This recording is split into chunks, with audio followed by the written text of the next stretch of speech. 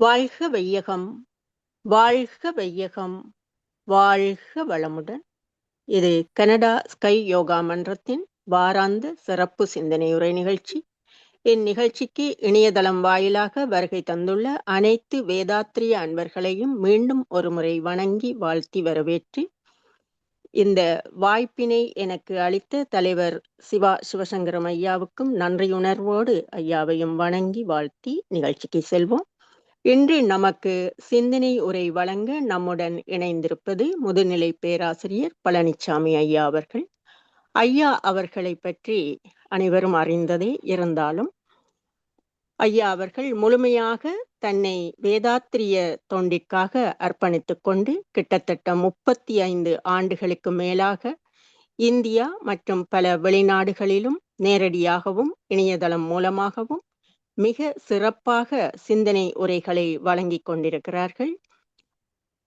ஐயா அவர்கள் நம்முடன் கிட்டத்தட்ட இது ஐந்தாவது வருடத்தில் ஐயாவுடனான தொடர்பு வளர்கிறது.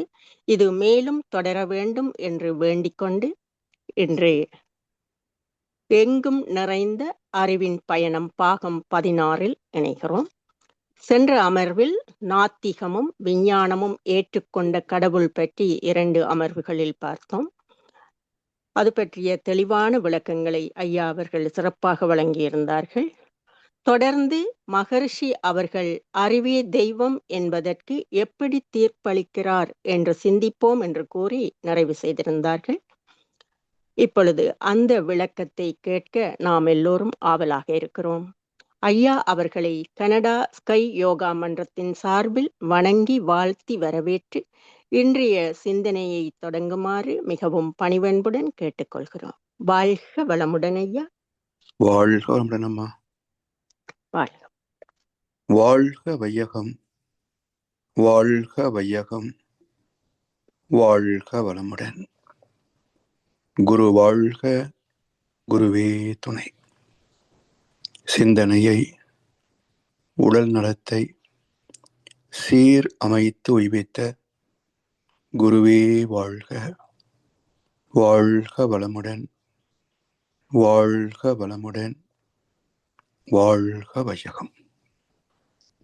கனடா ஸ்கை யோகா அறக்கட்டளையை சிறப்பாக நடத்தி வருகின்ற ஆன்மீக அன்புள்ளங்கள், குறிப்பாக பேராசிரியர் முனைவர் சிவசங்கரம் ஐயா அவர்கள் மற்றும் இந்த நிகழ்ச்சியை தொடர்ந்து சிறப்பித்து வருகின்ற அன்பர்கள் அனைவருக்கும் அருட்தந்தை வேதாத்திரி மகரிஷி அவர்கள் சார்பாக வாழ்க வளமுடன் என்ற வாழ்த்துக்களையும் எனது அன்பு கலந்த பணிவான வணக்கத்தையும் சமர்ப்பித்து, எங்கும் நிறைந்த அறிவின் பயணம் வேதாத்திரிய தொடர் சிந்தனையின் 16வது பாகத்தில்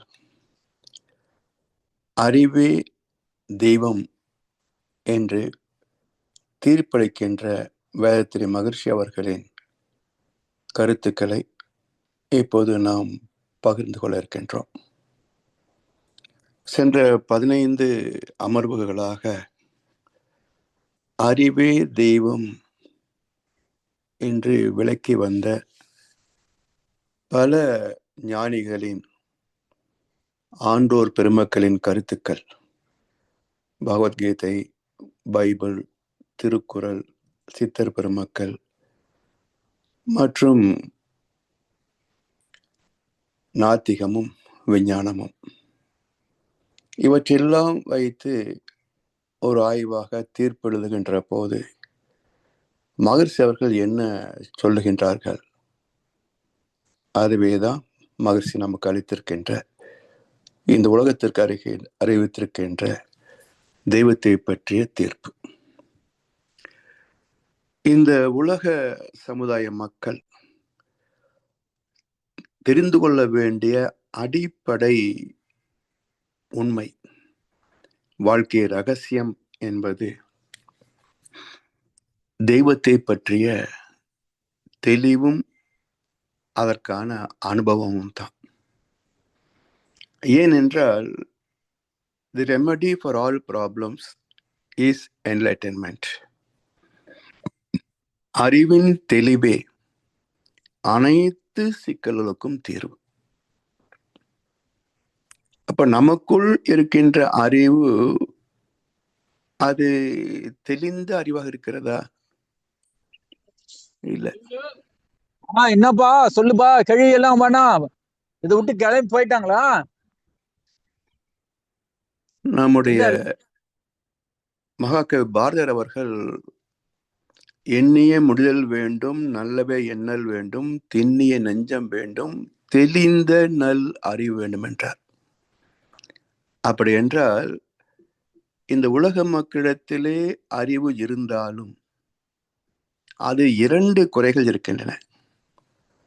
ஒன்று, அது தெளிந்ததாக இல்லை.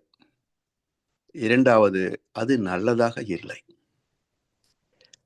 அப்ப அறிவு குழப்பமாகவும் கெட்டு போனதற்கும் காரணம் என்ன என்றால், இந்த தெய்வத்தையும் தெய்வ நீதியையும் பற்றிய விளக்கம் நமக்கு தரப்படவில்லை, நாம் பெற்றுக்கொள்ளவில்லை, அதிலே அனுபவப்படவில்லை. அதுதான் எல்லா சிக்கல்களுக்கும், தனி மனிதனுடைய வறுமையில இருந்து உலக யுத்தம் வரைக்கும் எல்லா பிரச்சனைகளுக்கும் இதுதான் காரணம்.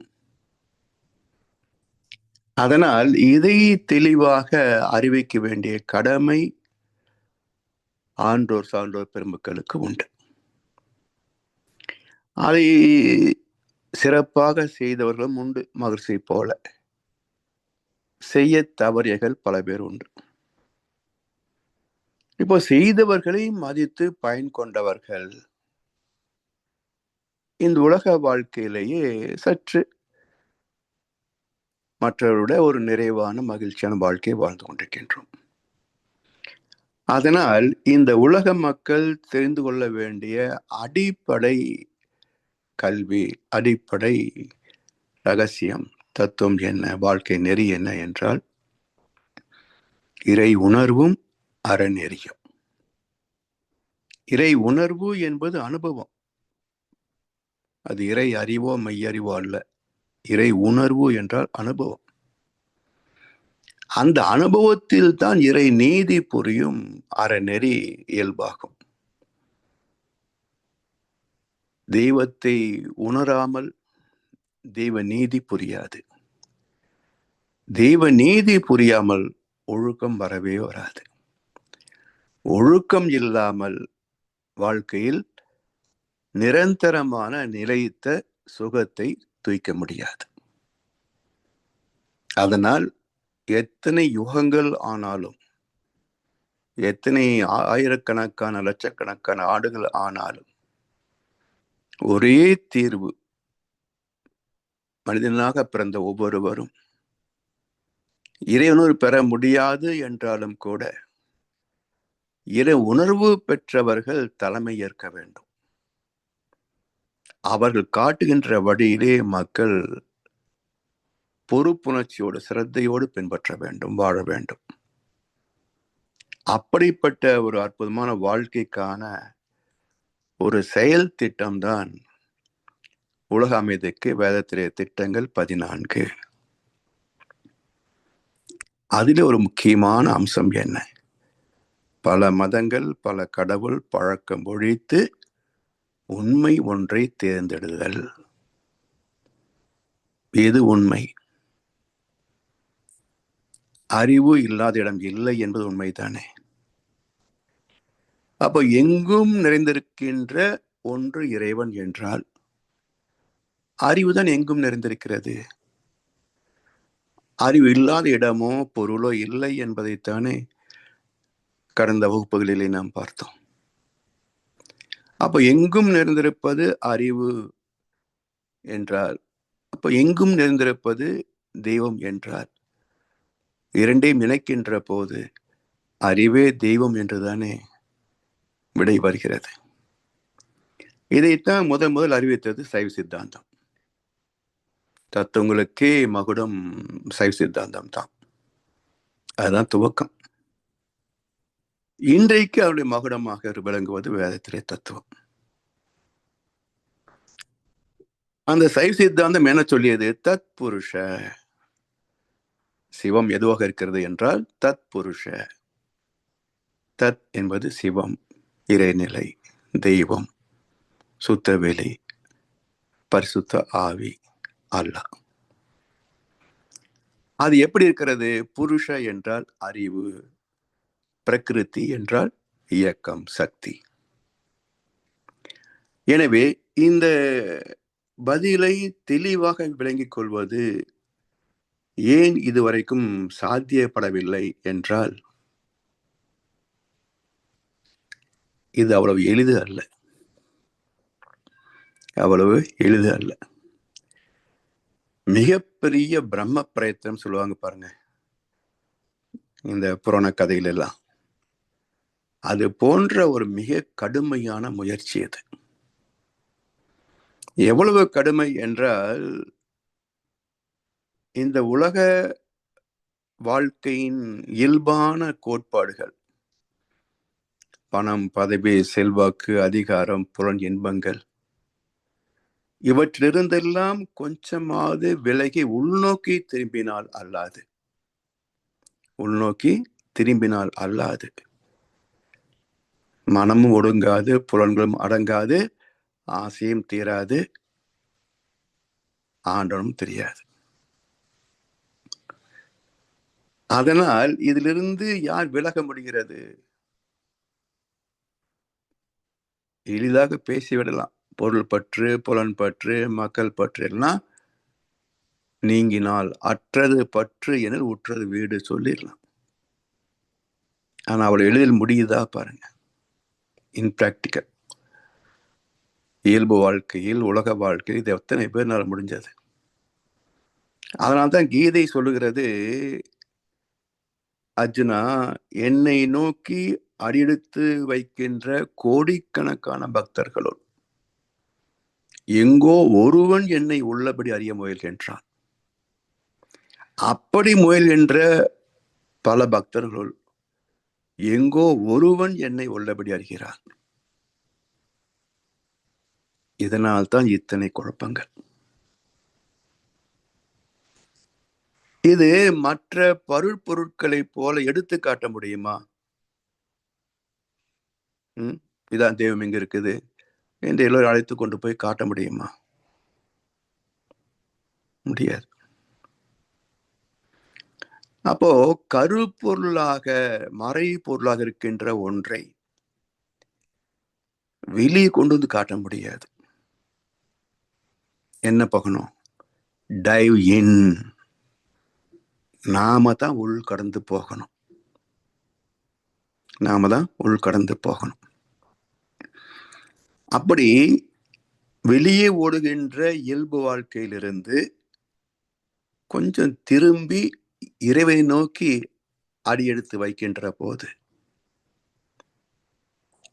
தன்னை யார் என்று அறிய வேண்டும் என்ற ஒரு தேடலிலே தன்னை தேடி பயணத்தை ஒரு யூ-டர்ன் திருப்புகின்ற போது நாம் எடுத்து வைக்கின்ற ஒவ்வொரு அடிக்கும் அந்த அறிவு, இறைநிலை 10 அடி எடுத்து முன்னெடுத்து வரும். அதனுடைய கருணை. ஏனென்றால் இந்த பரிணாமத்தின் நோக்கம் என்ன? பரிணாமத்தினுடைய தன்மை என்ன? சுத்த வெளி, ஒன்றும் தெரியாத, தான் படைத்தது இது என்று கூட தெரியாத ஒரு ஆதிசிவம். ஆனால் அதிலிருந்து எழுச்சி பெற்ற இறை துகள் முதல் மனிதன் வரைக்கும் இவை எல்லாமே ஒவ்வொன்றும் ஒரு படித்தளத்தில் உள்ளது. இப்போ அறியும் திறனுடையது அறிவு. சரி, அறிவே பேரறிவாக தெய்வமாக இருக்கிறது. இதெல்லாம் அதுக்கு தெரியுமான்னு கேட்டா தெரியாதுங்க. இப்ப அறிவு அறியுமா, அறியாத?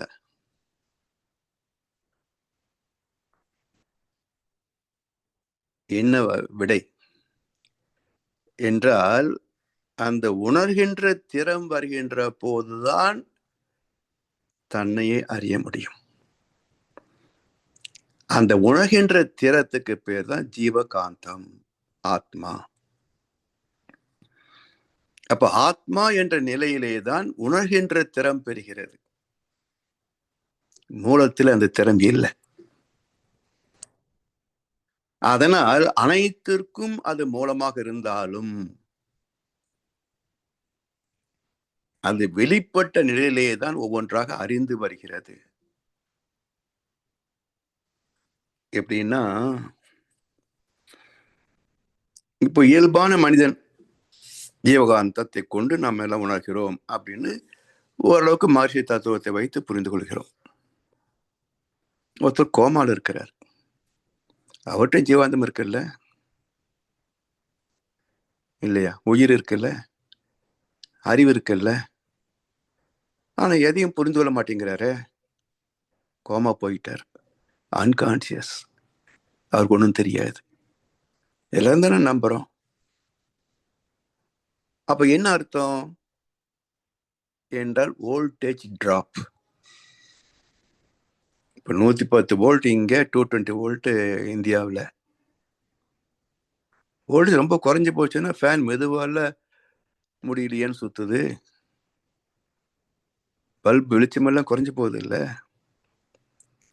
அப்ப மின்சக்தி ஒன்றுதான் என்றாலும் திணிவு குறைந்தால் பயன்பாடு குறையுது.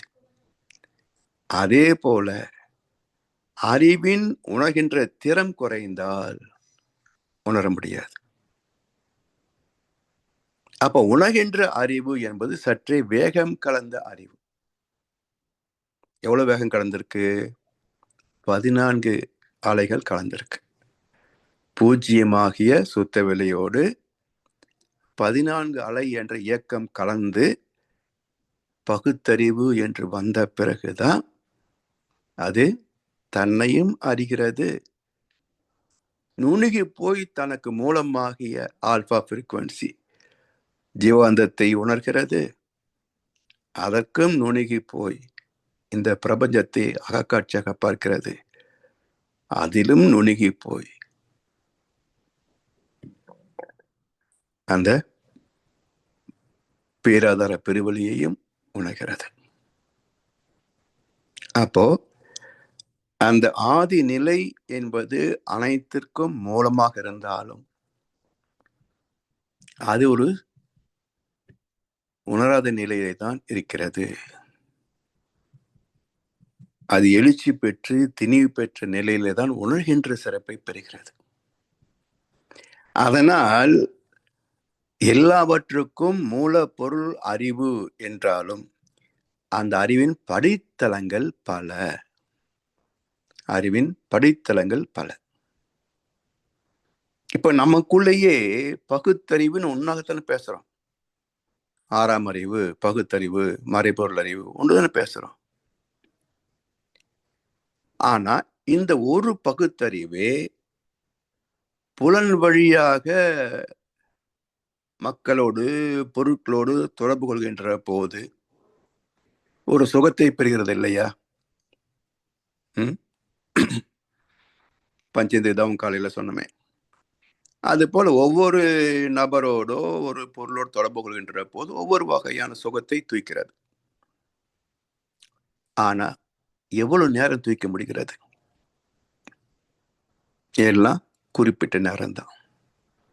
அப்ப என்ன சொன்னோம்? இது சிறிது நேரத்திற்கு மட்டுமே இந்த அறிவு இன்பத்தை தூய்ப்பதனால் இந்த அறிவுக்கு சிற்றின்பம், சிற்றறிவு என்று பேரு. சரி, இந்த சிற்றின்பம் போதுன்னு நினைக்க முடியாது இல்லையே. நிறைய வேணும்னு தானே எல்லாரும் ஆசைப்படுகிறோம்.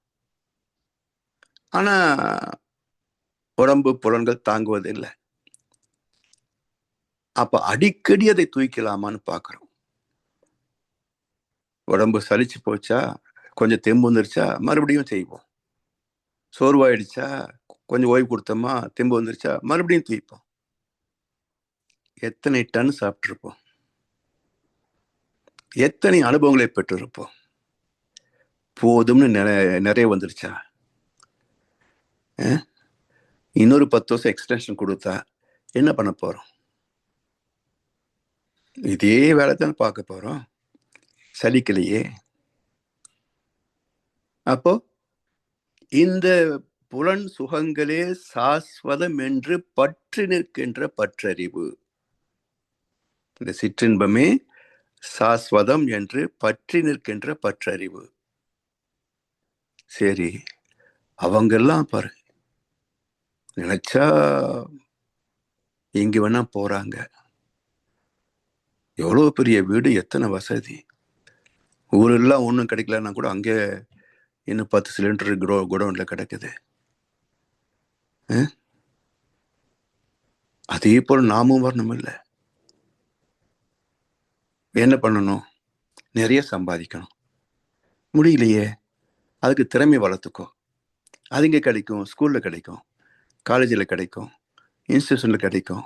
இதை வச்சு ஒரு வேலைக்கு போகலாம், தொழில் துவங்கலாம், நிறைய சம்பாதிக்கலாம், அதிகாரத்தை வாங்கிக்கலாம். அதிகாரம் வந்ததுன்னா எங்கே இந்த சார்னு கேட்டு இருப்பாங்க, யாரும் கண்டுபிடிக்க மாட்டாங்க. அதிகாரம் வந்துருச்சுன்னா எங்கே அந்த சார்னு கேட்டுக்கிட்டு இருப்பாங்களே தவிர கண்டுபிடிக்க மாட்டாங்க. அப்போ அந்த அதிகாரத்தை பெறணும். அதை எப்படி பெற முடியும்? இதெல்லாம் கற்றறிவு.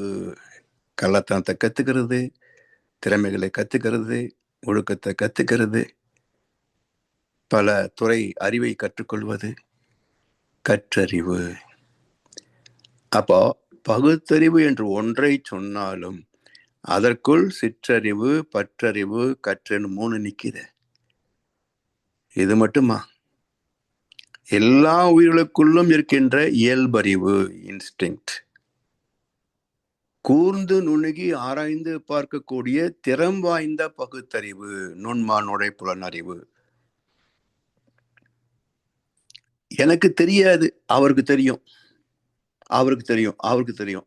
இவருக்கு மருத்துவம் தெரியும், அவருக்கு விஞ்ஞானம் தெரியும், அவருக்கு கணக்கு தெரியும், அவருக்கு சரித்திரம் தெரியும், ஒரு பூகோளம் தெரியும். எல்லா வாத்தியார்கிட்டையும் போய் கத்துக்கிறேன்.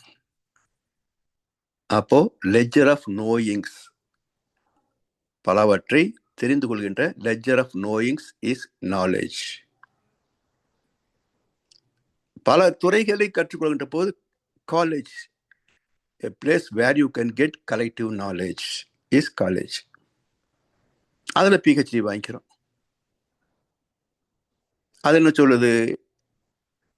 PhDனா doctorate in philosophy. Philosophy leads to டிவைனிட்டின்னு அர்த்தம். பிலாசபி PhDன்னு சொன்னா பிலாசபி லீட்ஸ் டு டிவைனிட்டி. அதை அறியணும். இப்படி இந்த அறிவே ஒவ்வொன்றாக அறிகின்ற போது instinct, perspicacity, knowledge, intuition and wisdom. இயல்பறிவு, நுண்மான் உடைப்புலன் அறிவு, தேர்ந்த அறிவு, உள்ளுணர் அறிவு, மெய்யறிவு. சரி, இத்தனை எங்கிட்ட மட்டும்தான் இருக்கா? நான் மட்டும்தான் பெற முடியுமா? 820 கோடி மக்களும் பெற முடியுமே. அப்ப எனக்குள் இருக்கின்ற பகுத்தறிவை போல் கோடிக்கணக்கான மக்களுக்குள்ளும் இருக்கிறதே. எல்லாவற்றையும் இணைத்து மனித சமுதாயம் என்று பார்க்கின்ற போது தொகுத்த அறிவு, இந்த பகுத்தறிவின் தொகுப்பு, 820 கோடி பகுத்தறிவுகளின் தொகுப்பு, தொகுத்தறிவு. இது மட்டும்தானா? பூமி இல்லைன்னா எப்படி வாழ முடியும்? சூரியன் இல்லைன்னா பூமி எப்படி இருக்கும்? கேலக்சி இல்லைன்னா சூரியன் எப்படி இருக்கும்? காஸ்மாஸ் இல்லைன்னா கேலக்சி எப்படி இருக்கும் என்று அதை ஒவ்வொன்றாக அறிந்து அறிந்து அறிகின்ற போது அது முற்றறிவு. இதற்கு மூலப்பொருள் எது என்று அனைத்தையும் அறிந்த அறிவே பேரறிவு, பெரிய அறிவு. அப்ப அதற்குள் இதெல்லாம் அடக்கம், இத்தனையும் அதற்குள் அடக்கம். ஆனா மருத்துவருக்கு விஞ்ஞானம் தெரியாது, விஞ்ஞானிக்கு மருத்துவம் தெரியாது, அரசியல்வாதிக்கு ஒழுக்கம் தெரியாது, ஒழுக்கம் உள்ளவன் அரசியல்வாதி ஆக முடியாது. அப்ப அந்தந்த துறையிலே பிரிவுபடுகின்ற போதுதான் அந்தந்த துறையில் அறிவு மிருட்சி பெறுகிறது, மேன்மை பெறுகிறது. ஆனா மூலம் ஒண்ணுதான். அதனால் அறியாத ஒன்றே அனைத்தையும் அறியக்கூடிய நிலையிலே வந்து ஒவ்வொன்றாக தேர்ச்சி பெறுகிறது, ஒவ்வொன்றிலும் தனித்துவம் வாய்ந்த அறிவை பெறுகிறது. இப்படி இந்த அறிவின் பயணம், பேரறிவாகிய சுத்தவெளியின் அறிவே மிக நீண்ட பயணம், the journey of consciousness, Ramayanam. இதை என்ன சொல்றோம்? நான் என்று பேசுகிறோம். யார் பேசுறாங்க? நாய் சொல்லுமா, சிங்கம் சொல்லுமா நான் நினைக்க முடியுமா? அப்போ உயிர்கள் தோன்றிய பிறகும் நான் என்று உணரக்கூடிய அந்த உயிரின் திணிவு நிலை, மேம்பட்ட நிலை, அதான் மனிதம். மனிதனுக்கு மட்டும்தான் நான் என்ற உணர்வு உண்டு. நான் என்பது அறிவு, அது சுத்தவெளி பேரியக்கம்.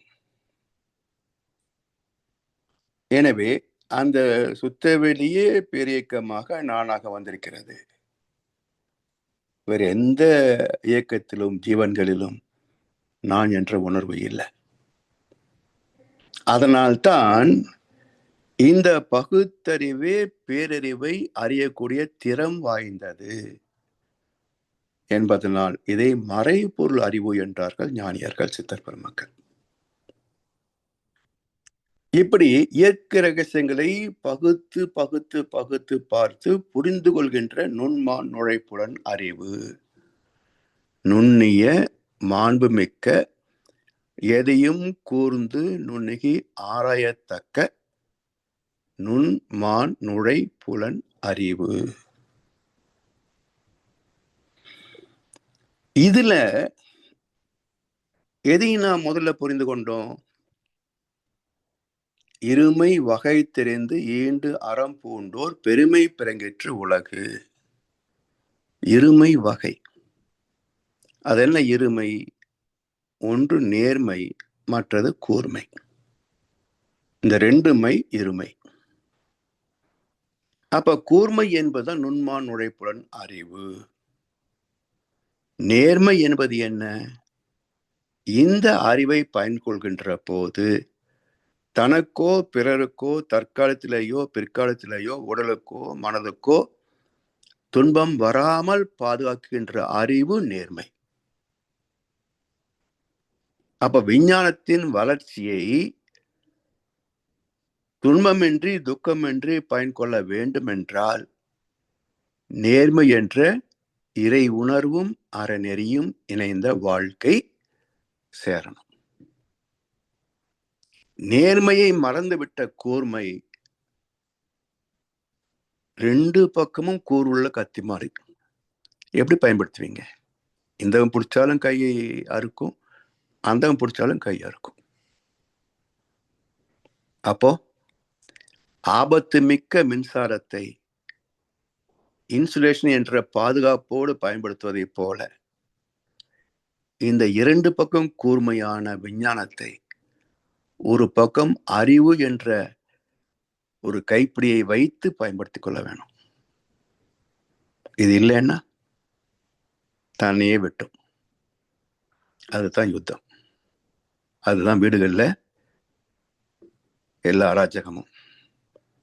ஏதோ வெளி யுத்தத்தில் கொள்வது மட்டும்தான் கொலை நினைக்காதீங்க.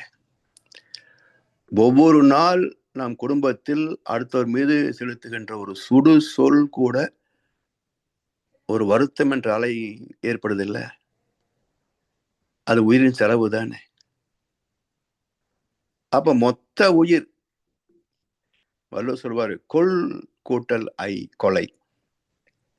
அதில் கொள் கூட்டல் ஐ, 5 புலன்கள் மூலம் உயிரின் ஆற்றல் அழிவது, அதுவும் கொலைதான். என்ன? அது கொஞ்சம் கொஞ்சமா மெல்ல கொள்ளும் விஷம் மாதிரி. இது மொத்தமா ஒரே செகண்ட் முடிச்சிடும் கொலை. ரெண்டையும் கொலை என்கிறார் வள்ளுவர் பெருந்தகை. வரப்பமே குரல் இருக்கு, நினைவில்லை. அது போல ஒவ்வொரு சனமும் இந்த யுத்தம் எல்லா இடத்துலையும் நடந்துகிட்டு தான் இருக்கு. அதனால குருட்சேத்திரம் நாங்க ஜிஹாத் அப்படின்னாங்க. அர்த்தம் மாற்றி வச்சுக்கிட்டோம்னு வச்சுங்களேன். ஆனா வியாசரும் நபிகள் நாயகமும் எழுதிய போது நாம கொண்ட அர்த்தத்தை அவங்க சொல்லலை. அவங்க சொன்ன அர்த்தம் வேற. இப்படி இந்த உடல் ரீதியான தேடல் துவங்கியது விஞ்ஞானத்தின் வழியாக. அதிலே பாதுகாப்பை போதிக்கின்ற கல்வி எப்போ வந்தது? துன்பம் வந்து வந்து வந்து அதை எப்படி நீக்குவது என்றெல்லாம் சிந்தித்து சிந்தித்து யாரோ ஒரு மனிதன் மூலமாக இறைநிலை தன்னையே உணர்த்தி கொண்ட போது தோன்றிய தத்துவம். எப்ப பிறந்தது யாருக்கு தெரியும்? இது நம்ம வச்சிருக்கிற கீதை பைபிள் இதுக்குத்தான் நமக்கு ஆயுஸ் தெரியுமே தவிர, மனித இனம் தோன்றி 20 லட்சம் வருஷமோ என்னமோ கணக்கு சொல்றாங்க அறிவியல்ல. அப்ப அத்தனை காலமும் தத்துவம் எல்லாமே வாழ்ந்திருப்பாங்க. அப்ப அதெல்லாம் மண்ணோட போயிருக்கலாம், அழிந்து போயிருக்கலாம். புதிய பொருள் ஆராய்ச்சி பண்றது போல அது கிடைக்காம மக்கி போயிருக்கலாம். நமக்கு கிடைத்தது ஒரு 3000-3500 வருஷத்துக்கு முன்பு உள்ள வேதங்கள், இதிகாசங்கள், தொல்காப்பியம். சரி, இப்ப இந்த உடல் ரீதியான தேவைகள் எல்லாம் வந்துருச்சு. அடுத்து என்ன செய்யறாங்க? நீங்க பொதுவா பாருங்க, ஒரு மனிதன் குறிப்பிட்ட ஒரு எல்லை வரைக்கும் தன்னை மட்டுமே கவனிப்பான். ஒரு பதவியில உயர்வு பெறுவது அல்லது செல்வத்தை சேர்த்து கொண்டே வருவது, ஒரு அளவுக்கு மேல போச்சுன்னா அவனுக்கு புகழ் தேவைப்படும். 4 பேரு நான் பணக்காரன் தெரிஞ்சுக்கணுமே, 4 பேரு நாங்க பெரிய அதிகாரியும் தெரிஞ்சுக்கணுமே. எப்படி தெரியப்படுத்துறது? மேடையர்னா தெரிஞ்சுக்கலாம். அப்ப மேடையை போட்டு யார் கூப்பிடுவாங்க? ஒன்று அரசியல் மேடை, இன்னொன்று ஆன்மீக மேடை. பொருளாதார மேடை அவ்வளவு பெருசா வராது. வந்தாலும் அந்த துறை மக்கள் தான் வருவாங்களே தவிர வேறு துறை மக்கள் வரமாட்டாங்க. அப்ப எல்லோருக்கும் தெரிவித்துக் கொள்ள முடியாது. அப்ப இருக்கிறது 2 துறை தான். ஒன்று அரசியல், இன்னொன்று ஆன்மீகம். இந்த 2 தான் மனிதன் புகழ் பெற முடியும். அப்ப என்ன பண்றது? எந்த அமைப்பு நல்ல மக்கள் மத்தியில் பாப்புலரா இருக்கு?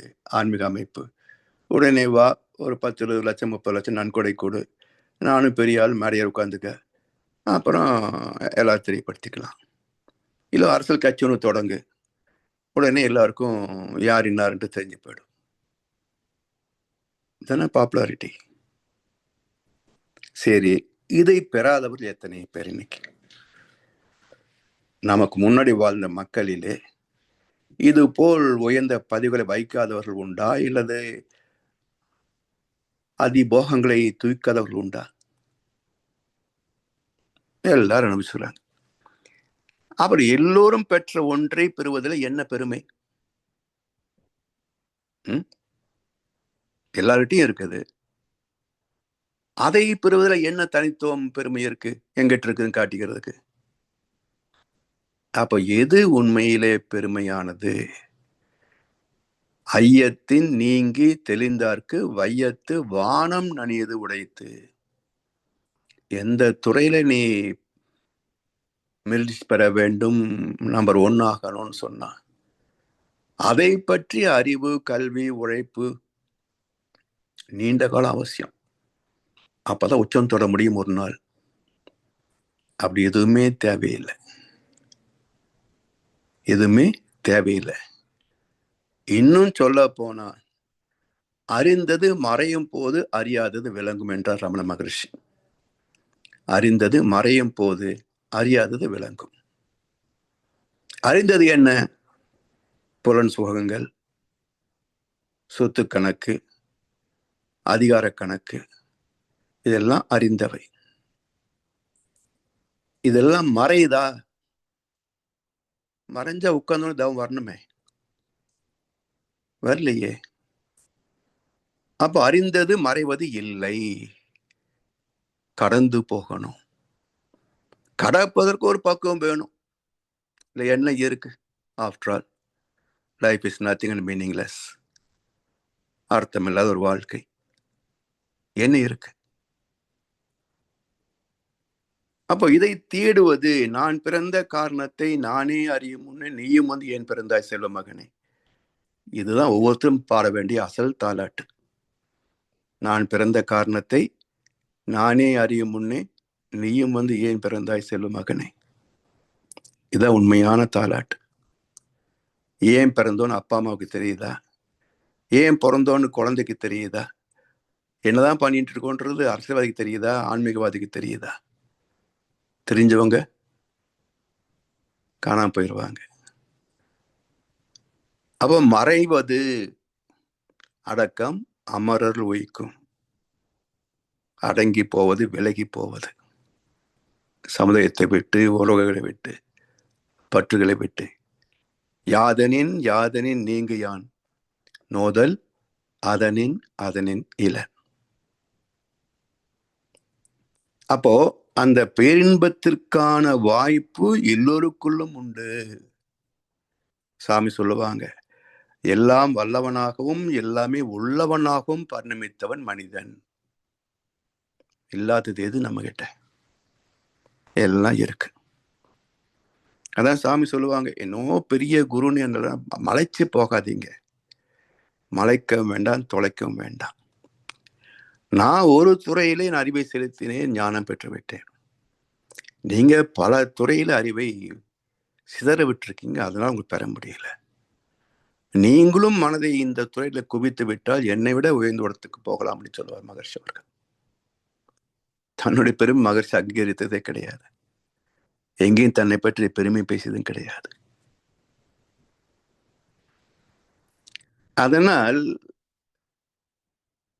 இந்த உண்மை நிலையை அறிகின்ற போது அது விலகி போகும். யாதனின் யாதனின் நீங்கியான் நோதல் அதனின் அதனின் இளன். அப்ப எல்லா நோவும் தீர்ந்து போச்சுன்னா மிச்சம் என்ன இருக்கு? பேரின்பம் தானே. அந்த இடம்தான் சுத்தவெளி. அதான் அறிவு, அதான் தெய்வம். சரி, இதை மகிழ்ச்சி என்ன சொல்றாங்க, இந்த நான் என்ற சொல் இருக்கே, இது உடல் இல்லைன்னு தெரியுது, மனம் இல்லைன்னு தெரியுது, உயிர் இல்லைன்னு தெரியுது, அறிவு தானே தெரியுது. இது எப்படி தெரிஞ்சுக்கிறது? நான் யார் என்றறியும் பேர் ஆர்வத்தாலே நாட்கள் மாதம் ஆண்டு பல பல கழித்தேன். 7 வயசிலேயே தொடங்கிய கேள்வி, வறுமை ஏன், கடவுள் யார் என்ற கேள்விகள் மகிழ்ச்சியுடைய 7 வயதிலே தறியில இணைகிற போதே தோன்றிய கேள்வி. ஆனா தெரிந்த அறிவு அனுபவம் பெற்றது எப்போ? 35வது வயசுல. சோ மகரிஷியாக ஒரு பிறப்பெடுத்த மகானுக்கே 28 ஆண்டுகள் ஆயிருக்கிறது இறை உணர்வு பெறுவதற்கும் அறம் வகுப்பதற்கும். நம்ம கதை என்னங்க? நாம ஏதோ சும்மா அப்பப்ப மன்றத்துக்கு வர்றது, கொஞ்சம் கண்ணை மூடி தவம் பண்றது, இப்ப நானும் ஞானி ஆயிட்டேன்னு சொல்லி தெரிஞ்சா எப்படி? அதனால் ஞானத்தின் அளவுகோல் இவ்வளவு சிறுசு இல்லைங்க. மகர்ஷி இருக்கிற உயரத்தை நம்மால் எட்டக்கூட முடியாது. அதெல்லாம் ஞான பிறப்பு. சாதாரண மனிதனுக்கு அது எட்டாது. அதனால் மகர்ஷி சொல்றாங்க, நான் யார் என்று அறியும் பேர் ஆர்வத்தாலே நாட்கள் மாதம் ஆண்டு பல பல கழித்தேன். அப்ப என்ன தெரிஞ்சது?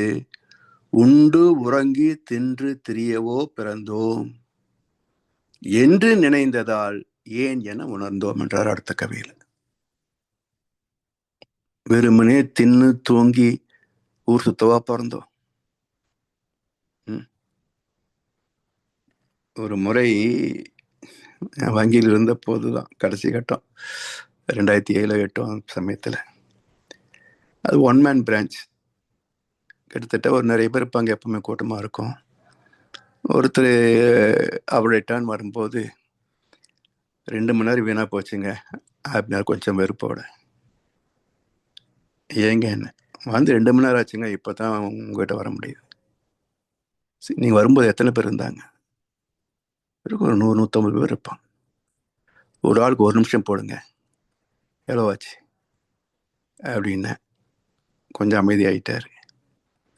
அப்புறம் நான் சொன்னேன், பரவாயில்லைங்க, நீங்கள் 2 மணி நேரம் வீணாக போச்சுன்னு வருத்தப்படுறீங்க. நாட்டில் பல பேர் பிறந்ததே வீணாக இருக்குது, அவங்கள யோசிக்கல, நீங்கள் பரவாயில்லைங்க அப்படின்னு. நான் பாராட்டுறேன்னா திட்டுறேன்னா நமக்கு புரியல அவருக்கு.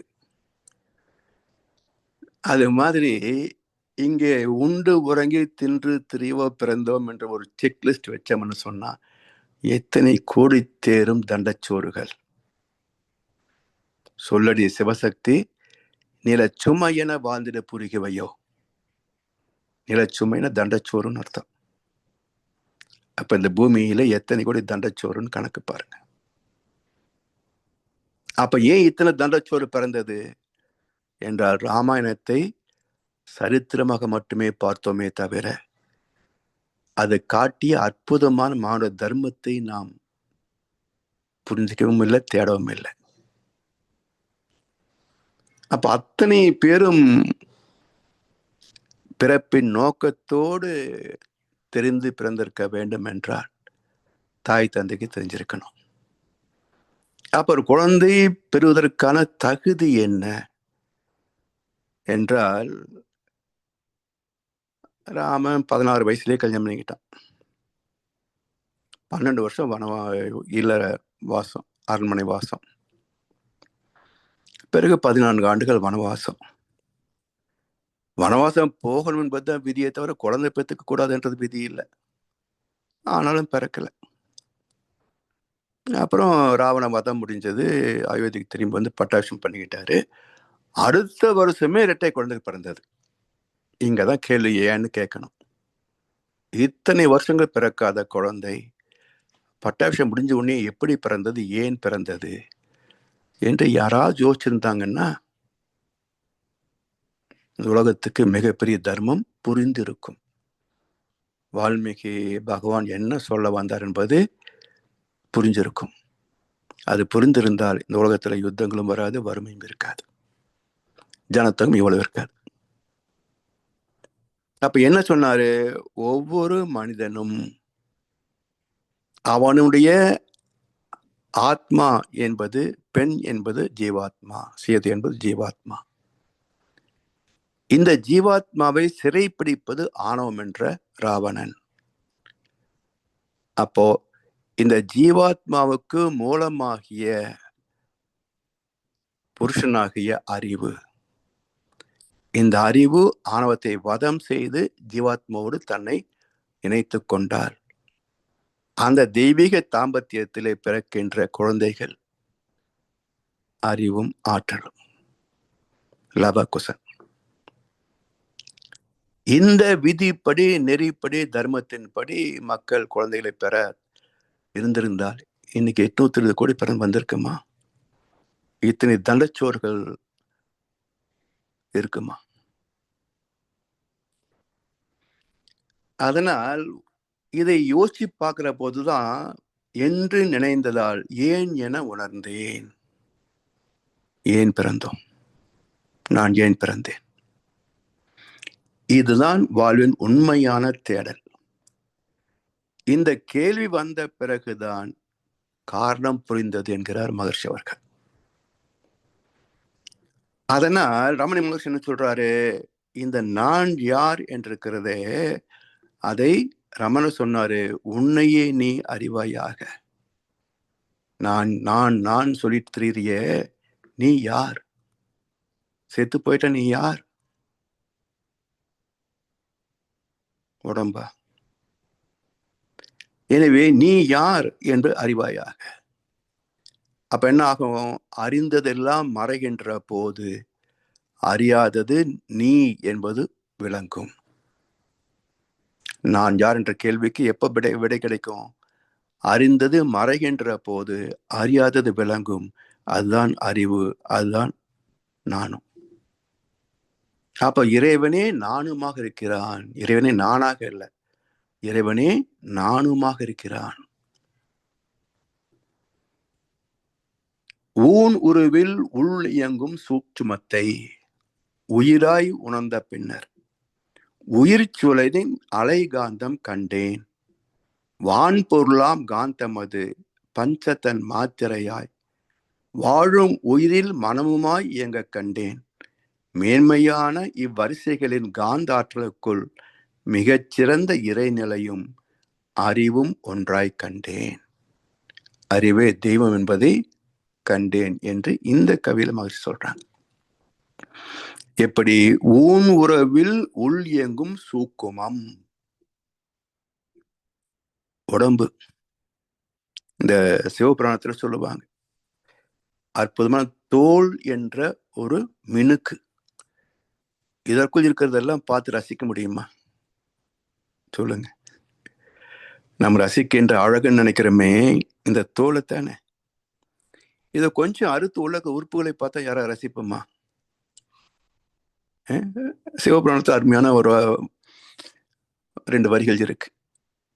சோ அற்புதமான தோலால் மூடி அப்படின்னு சொல்லும். இதுக்குள்ள பிரிச்சு பார்த்தா ஊன் உருவில் உள் இயங்கும் உறுப்புகள் தெரியுது. இந்த தோலை அறுத்து பார்த்தா உள்ள உறுப்புகள். அந்த உறுப்புகளை அறுத்து பார்த்தால் தாதுக்கள், ரசம், ரத்தம், சதை, கொழுப்பு என்ற 7 தாதுக்கள். அவற்றை ஆய்ந்து பார்த்தால் உயிர் என்ற சூக்குமம். அப்ப 7 தாதுக்களுக்கும் ஒரே மூலப்பொருள் உயிர். அந்த சூக்குமத்தை உயிராய் உணர்ந்த பின்னர் இந்த உயிர் என்பதை ஆராய்ச்சி பண்றார். உயிர் சூழலின் அலைகாந்தம் கண்டேன். இந்த சுழன்று அலையாக வருகிறது. சரி, இது எங்கிருந்து வந்தது? வான் பொருளாம் காந்தம் அது பஞ்சத்தன் மாத்திரையாய். கோள்களிலே 5 பூதங்கள், 5 தன்மாற்றங்கள். வாழும் உயிரில் மனமுமாய் இயங்க கண்டேன். இங்க 5 புலன்கள் உணர்கின்ற மனம் என்ற அனுபவ தொகுப்பு. மேன்மையான இவ்வரிசைகளின் காந்த ஆற்றலுக்குள் உயிரிலிருந்து வருவதும் ஜீவகாந்தம், உயிராக உருப்பெற்றதும் ஜீவகாந்தம். இறை துகளே விண்ணாச்சு. விண் சுழன்று கரைகின்ற போது இறை துகளாகிறது. அப்ப இதுல என்ன நடக்குதுன்னு பாத்தீங்கன்னா, உள்ள போய் இயங்கி வெளியே வருது. உள்ளே போகின்ற ஆற்றலை விட வெளிவருகின்ற ஆற்றல் அதிகம். அதனால் அது உணர்கிறது தன்மாற்றத்தை. அப்போ எப்பவும் தன்மாற்றம் ஆகிட்டே இருந்தா உள்ள போறது கம்மி, வெளியே போறது அதிகம். எப்படி இருக்க முடியும்? வரவு கம்மி, செலவு அதிகம்னா. அதனாலதான் பிரேக், சோர்வு, சலிப்பு, இயலாமை, பிரேக். அப்ப மறுபடியும் கொஞ்சம் உள்ள வர்றது, திணி பெற்ற பிறகு மறுபடியும் ஆட்டம் அடுத்தது. அதனால் உள்ளே போகின்ற ஜீவாந்த துகள் உயிராக மாறி திணி பெற்ற பிறகு அதிலிருந்து திணிவோடு வருகின்ற போதுதான் இந்த ஜீவகாந்தமே அழுத்தம், ஒளி, ஒளி, சுவை, மனம், மனமாக இயங்குகிறது. அதனால சொன்ன இறைவனே தான் அறிவு, அறியும் திறனுடையது. ஆனா அதுக்கு வோல்டேஜ் வரணும், அப்பதான் அறியும். அந்த தெய்வத்துக்கு பேர் தான் பரமாத்மா. ஆத்மாவுக்கு மட்டும்தான் உணர்கின்ற திறம் உண்டு. எல்லையற்ற நிலையிலே பரமாத்மா, எல்லைக்குள் சிக்கியது ஜீவாத்மா. உடல் என்ற எல்லைக்குள் சிக்கியது ஜீவாத்மா. அதனால் மேன்மையான இவ்வரிசைகளின் காந்தாற்றலுக்குள் மிகச்சிறந்த இறைநிலையும் அறிவும் ஒன்றாய் கண்டேன். எங்க?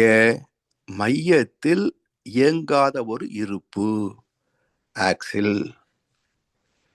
நீங்க எத்தனையோ வீல் சுத்துறத பாக்குறோம். ஒரு ஆக்சில் இல்லாம வீல் சுத்துதா? ஒரு மையம் இல்லாமல் ஒரு சக்கரம் சுழல முடியுமா? சாத்தியமே கிடையாது. சரி, மையத்தில் உள்ள அந்த ஆக்சில் சுத்துதா? இல்லை.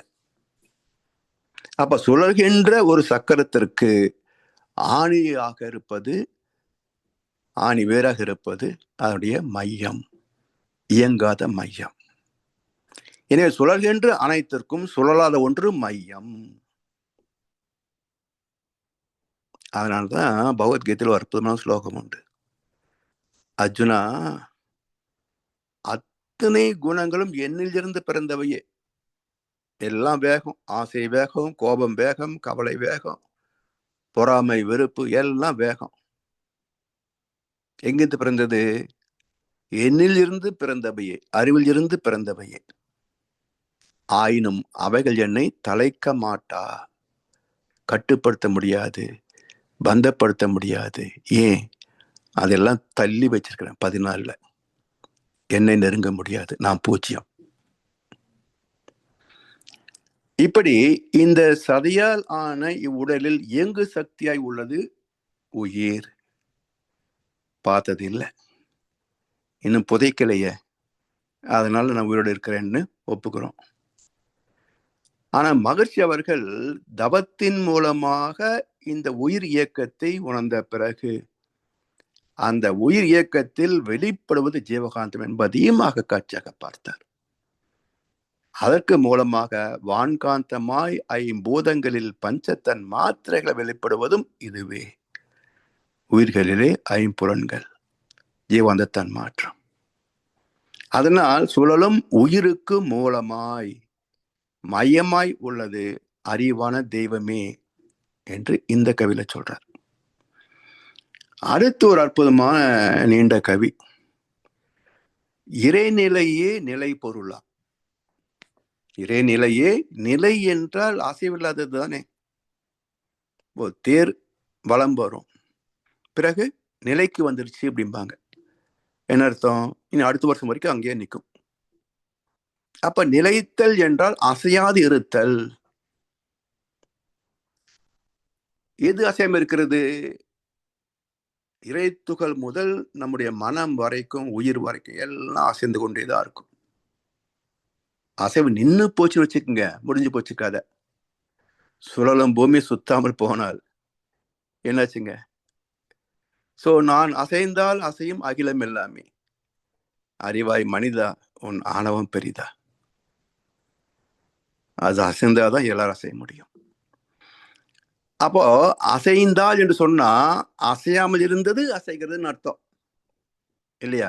நான் அசைந்தால் என்று சொன்னா நான் என்பது அசையாத அறிவு தெய்வம்.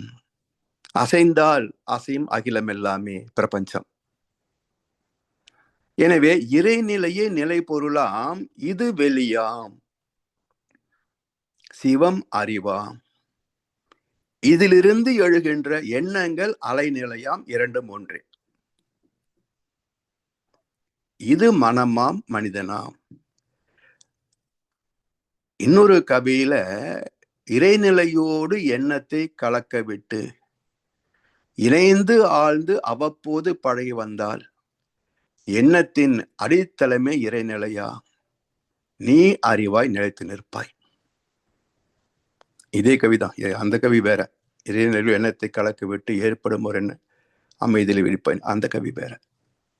இது ஒரே கவிதான். ஞான களஞ்சியத்துல 1222வது கவி. இது கிட்டத்தட்ட 16 வரிகள் இருக்குதுல. இறைநிலையோடு எண்ணத்தை கலக்க விட்டு இணைந்து ஆழ்ந்து அவ்வப்போது பழகி வந்தார். ஒரேடியே போக முடியாது, அப்பப்ப தவம் பண்ணி பழகிட்டே வந்தார். எண்ணத்தின் அடித்தளமே இறைநிலையாம், நீ அறிவாய் நிலைத்து நிற்பாய். எண்ணம் என்ற அசைவுகள் அற்று போனால், அலைகள் ஓய்ந்து போனால் கடல் அமைதிதான். நிலைத்தது கடல், ஓஷியானிக். எழுந்தது அலை, டைட்டானிக். இறைநிலையும் நீயும் ஒன்றில் ஒன்றாய் உள்ள ரகசியமும் அனுபவமும் உணர கிட்டும். இதுதான் இறை உணர்வு. இறைவனுக்கு உருவங்கள் பெயர்கள் தந்து எக்காலத்தோ மனிதன் பழகிவிட்டான்.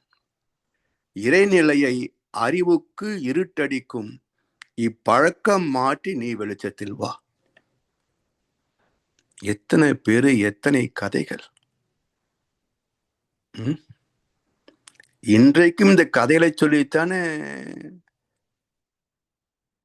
வாழ்க்கை நடத்திட்டு இருக்கிறாங்க. இந்த கதையை சொல்றதுக்கு என்ன காசு வாங்குறாங்க?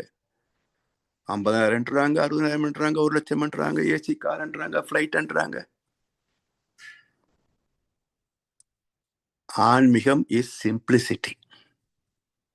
எளிமைதான் ஆன்மீகம். இல்ல பரலோகம் வந்துச்சுன்னா எப்படி ஆன்மீகமாக இருக்கும்? புரியாது. அவர்களுக்கெல்லாம் தத்துவத்தின் சாரம் எட்டவே எட்டாது. ஏன்னா அறிவுக்கு தெரியும் இல்ல, இவன் நம்மளை வச்சு வியாபாரம் பண்றான். ஆனால் அது தன்னை காட்டிக்கொள்ளாது.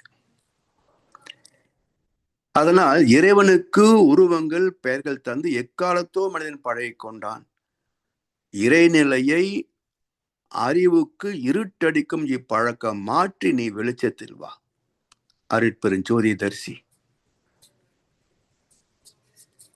இறைநிலை உன் அறிவாக விளங்கி போகும். இறைநிலை உன் அறிவாக விளங்கி போகும். பிறகு எச்செயலிலும் விளைவாய் சிவனை காண்போம். எல்லா செயலுக்கும் விளைவாக வருவது யார்?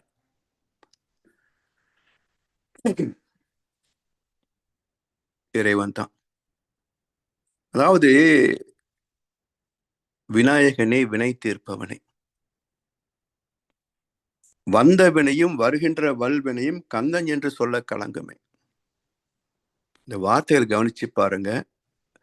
மக்கள் என்ன புரிஞ்சுக்கிட்டாங்க என்றதையும் ஒப்பிட்டு பாருங்க. இந்த பக்தர்கள் என்ன நினைக்கிறாங்க? விநாயகனை வணங்கினால் வினை தீர்ப்பவன் நம்ம பாவத்தையெல்லாம் தீர்த்துருவான். முருகா என்று சொன்னீங்கன்னா வர்ற கஷ்டமும் வர போற கஷ்டமும் அங்கேயே நின்னுரும், உங்ககிட்ட வராது. இப்படிதான் புரிஞ்சு வச்சிருக்கிறோம். ஆனா இந்த வார்த்தை கவனிச்சு பாருங்க. விநாயகனே வினை தீர்ப்பவனே, விளைவை தீர்ப்பவன் அல்ல.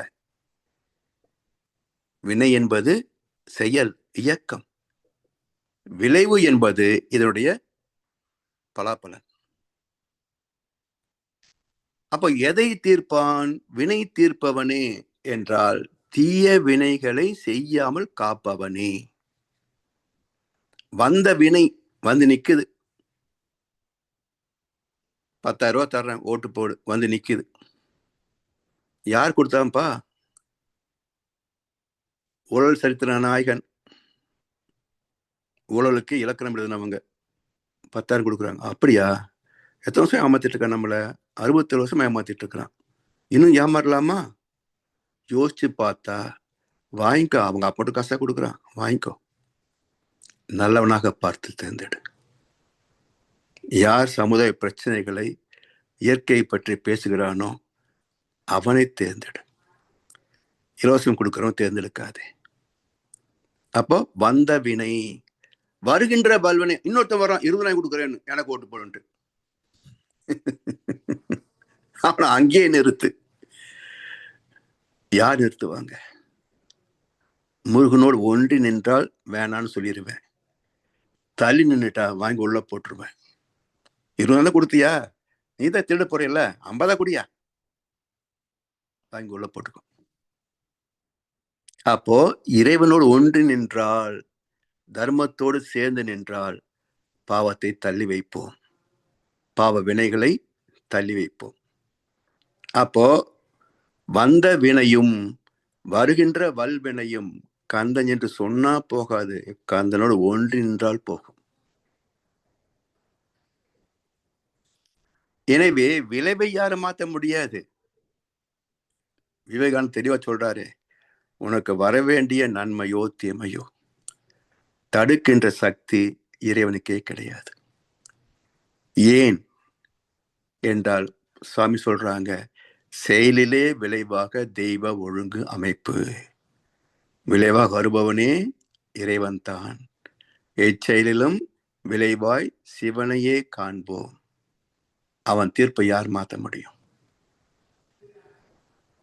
தீர்ப்புகள் திருத்தப்படுவது இல்லை, மேல்முறையீட்டுக்கு அனுமதியும் இல்லை. அதான் இறை நீதி. இப்படி இந்த அறிவை அறிய வேண்டுமெனில் இன்னும் சில கவிகள் இருக்கிறது. பிறகு மகசுடைய அந்த 6 பண்புகள் கிரமேட்டிக் வரி, அதை பற்றிய விளக்கம் இருக்கிறது. அதை அடுத்த அமருடைய சிந்திப்போம் என்று சொல்லி வாய்ப்பளித்தனருக்கு நன்றி பாராட்டி இந்த கவியின் விளக்கத்தோடு இன்றைக்கு நிறைவு செய்வோம். வாழ்வளமுடன், வாழ்வளமுடன், வாழ்க வையகம். வாழ்க வளமுடன். மிகச் சிறப்பையா. வாழ்க வளமுடன். மிக்க நன்றிகள். வாழ்க முதன்மா. இந்த இன்றைய சிந்தனை மிகவும் சிறப்பாக அமைந்தது. இன்னும் இது தொடரும். இதுக்குள்ளே இன்றைக்கு நடந்த இந்த விஷயத்தை அடிப்படையாக வைத்து யாராவது கேள்விகள் கேட்க விரும்பினால் கேட்கலாம். ஐயாவுடன் கருத்துக்கள் பரிமாற விரும்பினால் பரிமாறிக்கொள்ளலாம். வாழ்க வளமுடன்.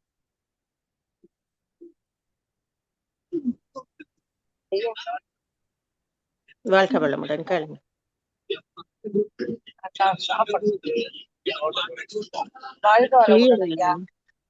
வாழ்க. ஐயா, இப்பயும் பாருங்க, கால் டாக்ஸி தான் கேட்டு போறேன். என்ன தெரியுங்களா, நீங்க சொன்னீங்க இல்லையா, கட்சிக்காரங்க பணம் கொடுக்குறாங்க பண்றாங்கன்னு. இப்ப கட்சியில இருந்து இப்ப ரேஷன்ல கொடுத்தாங்க இல்லையா 3000 ரூபாய் வாங்கணும். வாங்கிட்டு அந்த இல்லாத ஃபேமிலிக்கு வாங்கிட்டு போய் ப்ரொவிஷன் மீன் அந்த இதை மட்டும் வாங்கிட்டு அது எல்லாருக்கும் கொடுக்கூடாது. பின்னாடி அந்த ஹியூமன் கிளப் பின்பக்கம் போய் அந்த மேல கொடுத்துட்டு இருக்கணும். மீதி வந்து நம்ம புக் பார் வச்சிருந்தாங்க இல்லையா, நம்ம மனவளக்கலை மன்றத்துக்கு வச்சிருந்தாங்க. அதுல போயிட்டு எக்ஸிபிஷன் அதுல போயிட்டு புக்ஸ் வாங்கி யார் யாருக்கெல்லாம் இது இருக்கோ அவங்களுக்கு கொடுத்துருங்க. அவ்வளவுதான். வேற எதுக்கு நமக்கு இன்னும் பாவம் சேரக்கூடாது. சொல்ல வந்தேன்னா, விநாயகனை முருகன் நினைக்கிற போது இது மாதிரியான தீயவதை வந்து நிக்கும் முன்னாடி ஒரு நன்மை சார்றேன்னு சொல்லி ஒரு தீயவன் வந்து முன்னாடி நிற்பாங்க, தீய செயல் முன்னாடி நிற்கும். அதுல இருந்து நம்மை காத்துக்கொள்ள வேண்டும் என்று சொன்னால் இறை உணர்வு நமக்கு பக்க பலமாக இருக்கிறதுனால ஒரு நடைமுறை உதாரணத்தை காட்டினேன். நீங்க அதை பிடிச்சுக்காதீங்க. இல்ல நான் பண்ணிட்டேன் ஐயா. இது பண்ணி ஆயிடுச்சு, 2 வாரம் ஆயிடுச்சு. ஓகேம்மா. ஐயா பெருமையா இருக்குங்க. காலையில பேசுறது ஒண்ணு பேசுறீங்க, மத்தியானத்துல ஒண்ணு பேசுறீங்க, இப்ப ஒண்ணு பேசுறீங்க. எல்லாம் ஒண்ணு வெவ்வேறு அப்படியே அருமையா இருக்குதுங்க ஐயா. உண்மையிலே எனக்கு தெரிஞ்சு டாப் மோஸ்ட் நினைக்கிறேன். வாழ்க வளமுடன். வாழ்க வளமுடன். ஐயாக்கு அவ்வளவு எனர்ஜி பிரபஞ்சத்துல இருந்து கிடைச்சு கொண்டே இருக்குது குருவினுடைய அருளால. வாழ்க வளமுடன். வேற யாராவது கேள்விகள் கேட்க இருந்தா கேளுங்க. வாழ்க வளமுடன் ஐயா. ஐயா வாழ்க வளமுடன்.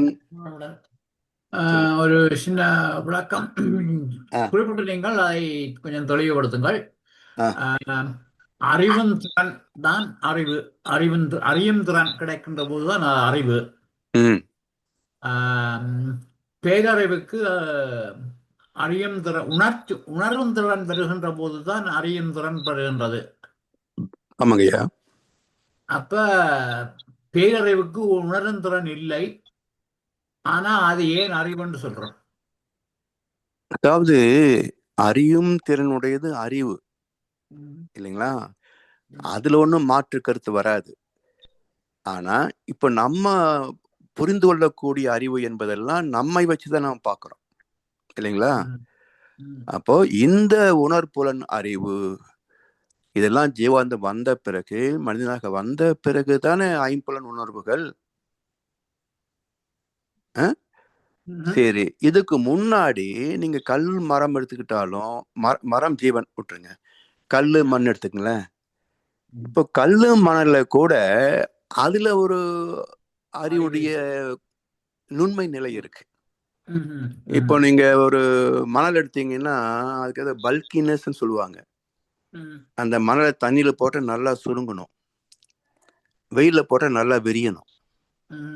அந்த பல்கினஸ் அதிகமா உள்ள மணல் தான் டேம் கட்டுறதுக்கு பயன்படுத்துவாங்க. அப்பதான் அது வந்து அந்த தண்ணியை தாங்கி நிற்கும், இல்லைன்னா சாதாரண மணல் நிற்காது. அப்போ அந்த மணலுக்குள்ள சுருங்கணும் விரியன்ற அறிவு இருக்குல்ல, தண்ணி அப்படின்னு உணரக்கூடிய அறிவு இருக்குல்ல, Yeah. அப்ப அதை நம்ம உணர முடியலையே. அதே போல் ரசாயனம் எடுத்துங்களேன், அந்த பொட்டாசியம் பர்மேங்கனேட்டு, ஹைட்ரோகுளோரிக் ஆசிட், கடைசி ஒரு துளி நிறமற்ற போகுதுல்ல பொட்டாசியம் பர்மேங்கனேட், அங்க ஒரு அறிவு இருக்குல்ல, அதை நாம் உணர முடியாது. அப்போ அறிவும் திறமுடையது தான்.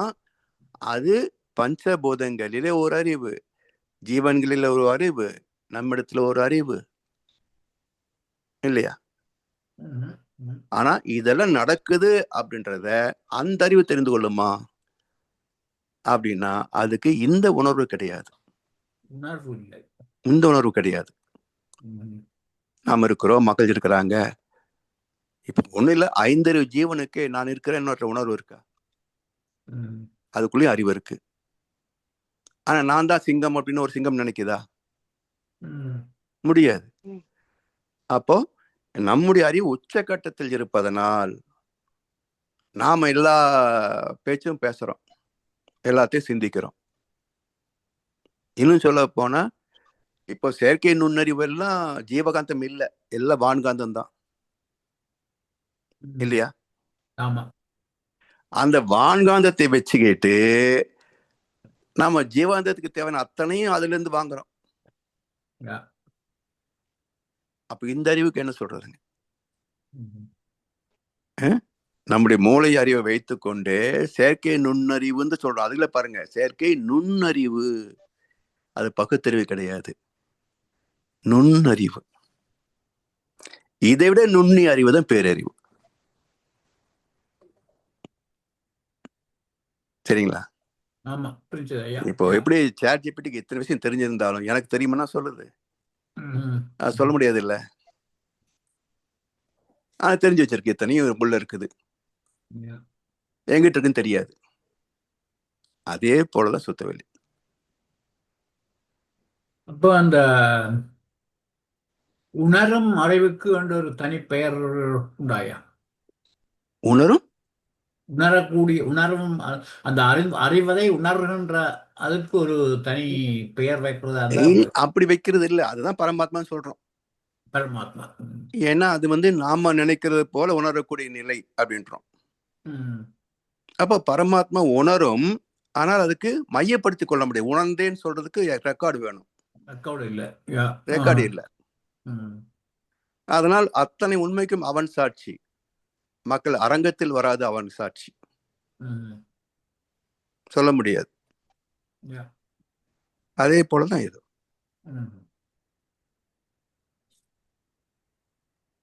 நன்றி ஐயா. நன்றி ஐயா. நன்றி அம்மா. ஐயா வாழ்க வளமுடன். வெற்றி ஐயா.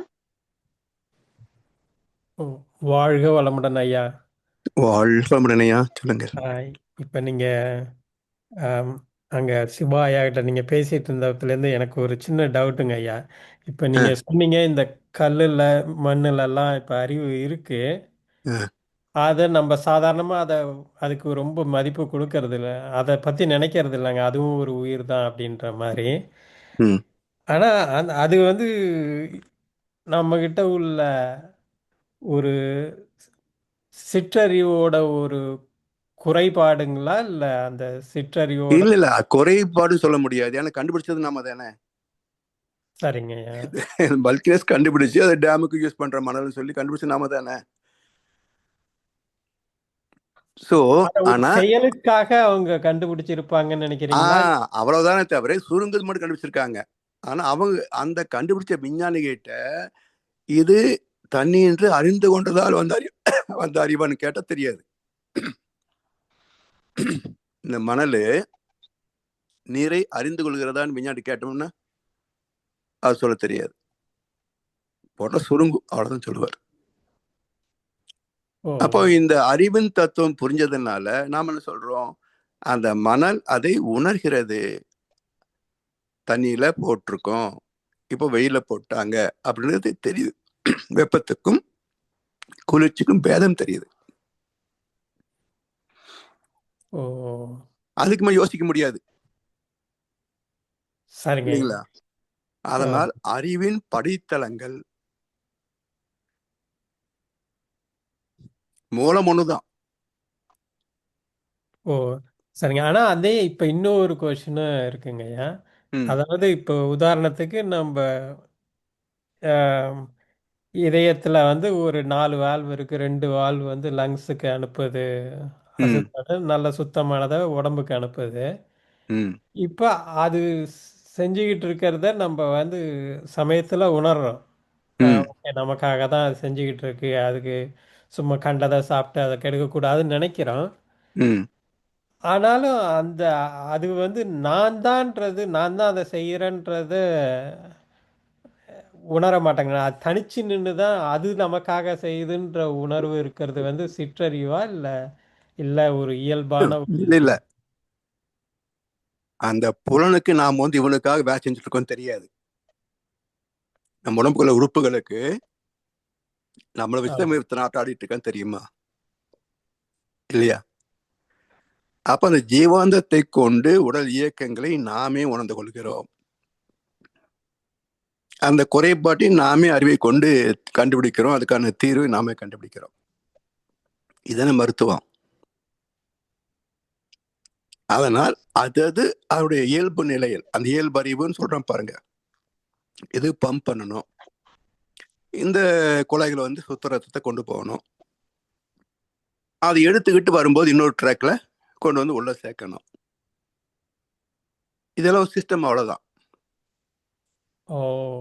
இதுலயே இது எப்ப ஓடிட்டு இருக்கு பாருங்க. இதுல கொலஸ்ட்ரால் மிக்ஸ் பண்றோம்.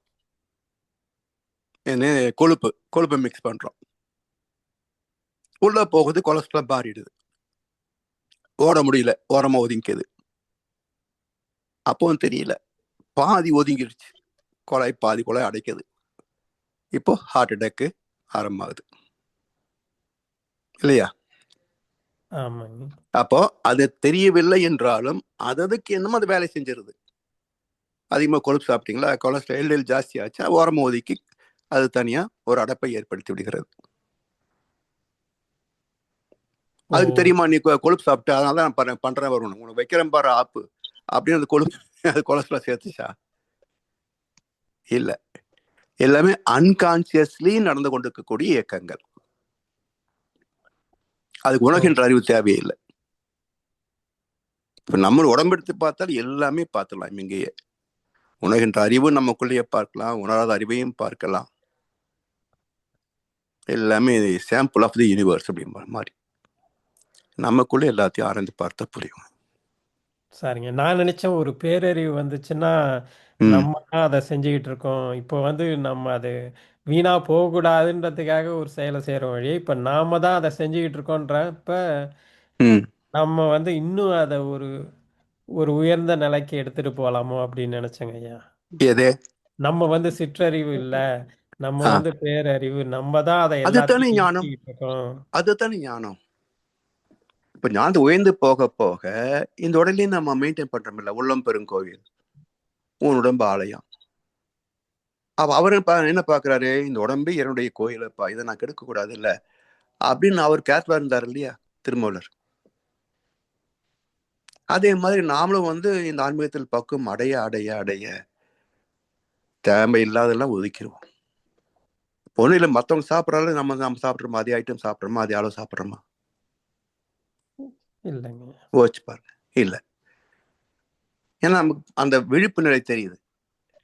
இப்போ கோயம்புத்தூர்ல திருநெல்வேலி ஆரிபவன்ஸ் இருக்கு. திருநெல்வேலி அல்வா ரோஸ்ட் ஒன்று பண்ணிக்கிறாரு. 1/4 கிலோ அந்த அல்வா அதை உள்ள போட்டு ரோஸ்ட். இது 10 கிராமே செரிக்காது.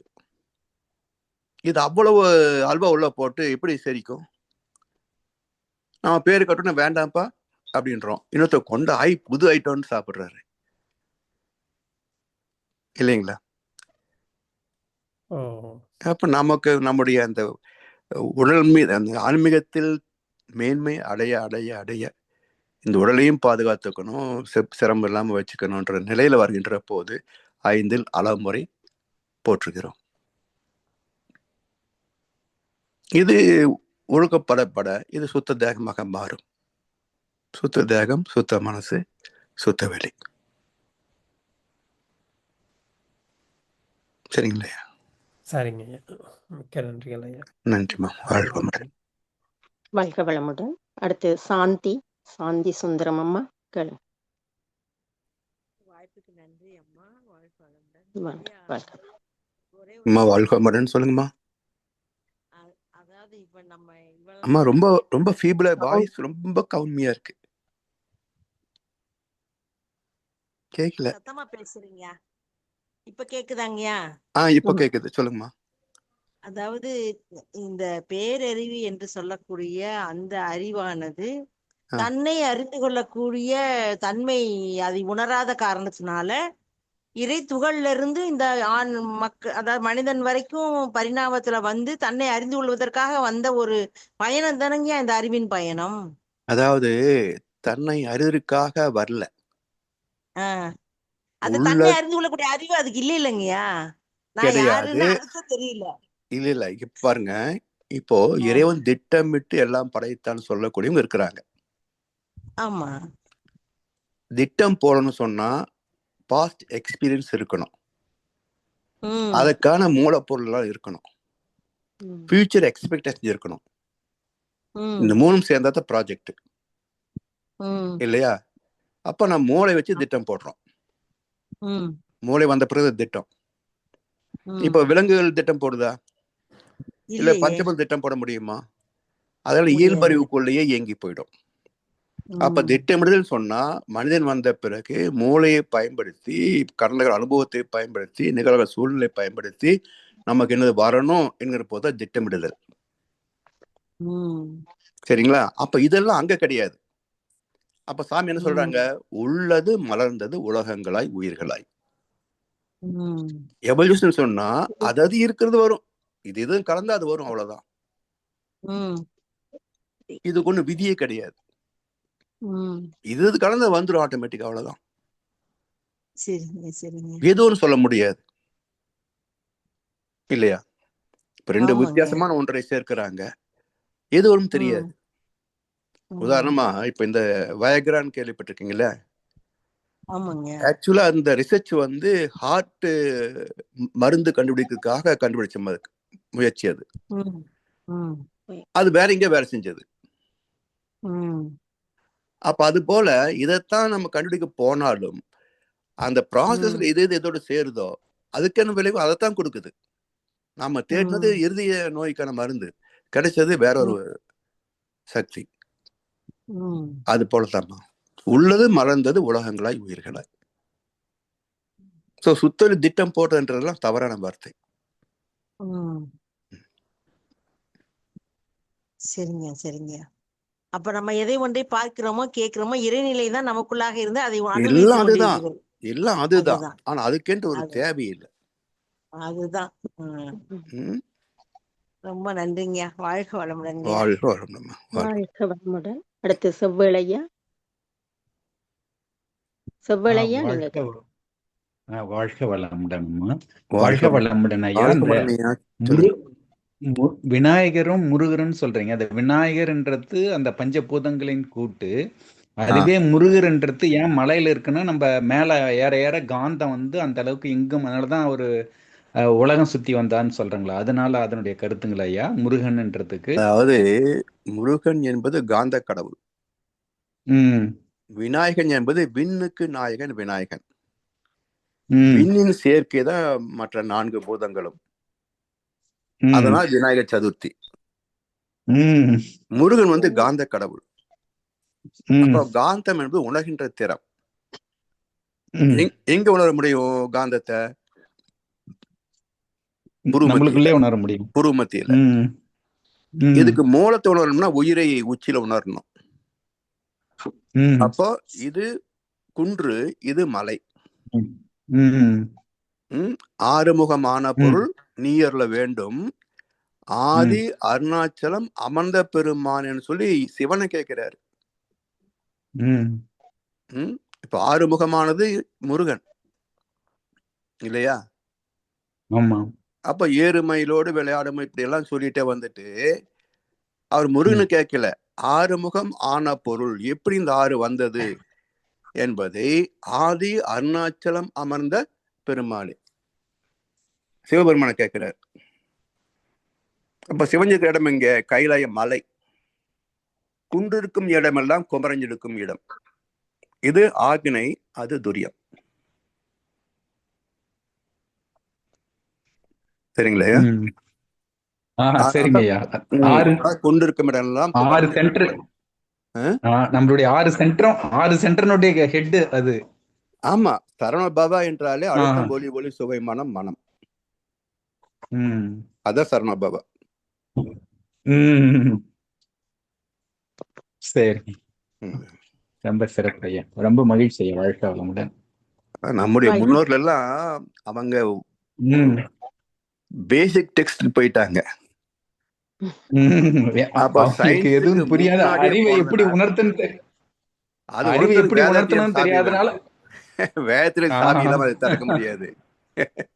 கண்டிப்பா அந்த ஞான பெட்டகத்தை திறக்கின்ற சாவி வேதாத்திரியம். உண்மையா, உண்மையா, கண்டிப்பா. நம் வேதத்திலத்தை தேர்ச்சி பெற்று விட்டால் எந்த தத்துவத்துக்கும் விடை கிடைக்குங்கய்யா. சரி, சரி. அதனாலதான் மலையில இருக்கிறது. ஆமா, மலையில இருக்கிறது சிவன், கைலாசம். குன்று இருப்பவன் குமரன், ஆக்னை. சரி, வாழ்க வளமுடன் ஐயா. ஜனார் ஐயா. ஐயா வாழ்க வளமுடன். சொல்லுங்க சொல்லுங்க ஐயா. அறிவுக்கு அடிப்படை மனமாயா அல்லது அறிவு தான் மனத்தை இயக்குதா? மற்றது அந்த சித்தம், மனம், சித்தம், புத்தி, அகங்காரம் என்றதுக்குரிய தொடர்பு இருக்கா சொன்னீங்கன்னா திருப்பி ரீஃப்ரெஷ் பண்ணக்கூடியதா இருக்கும் ஐயா. நன்றி. அதாவதுங்கய்யா, அறிவு புலன் வழி அனுபவங்கள். சரிங்களா? அறிவு கூட்டல் அனுபவம் ஈக்குவல் டு ஆத்மா. சரி. இந்த ஆத்மாவிலிருந்து ரிஃப்ளெக்ஷன் வெளியே வருகின்ற போது அது மனசு. சரி. அப்ப மனம் என்பதை அறிவு கூட்டல் அனுபவங்கள், அது உள்ள போயிட்டு வெளியே வந்துச்சு. அந்த ஸ்டோரேஜ் மட்டும்தான் ஆத்மா. சரி. அப்ப அறிவு தான் மனமாக இருக்கு. மனசு மைனஸ் அனுபவங்கள் ஈக்குவல் டு அறிவு. சரி. அப்ப சித்தம், மனம் புலன் உணர்வெனில் மயங்கிட மாயையாம். மனம் விரிந்து அறிவென்னும் மாபதம் ஏதிடும், மனம் அறிவாகிய மனிதனும் தெய்வமே. சரி சரி.